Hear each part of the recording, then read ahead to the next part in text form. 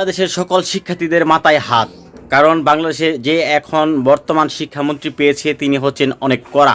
তার মুখ থেকেই শুনুন যে ছাত্রদের উদ্দেশ্যে কি গুরুত্বপূর্ণ একটা কথা বলেছে, যেখানে রয়েছে আদর শাসন সবকিছু। শুনুন মনোযোগ দিয়ে।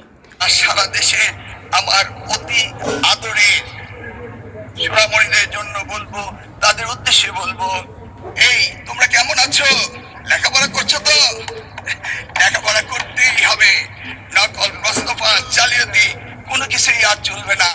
এই তোমরা কেমন আছো? লেখাপড়া করছো তো?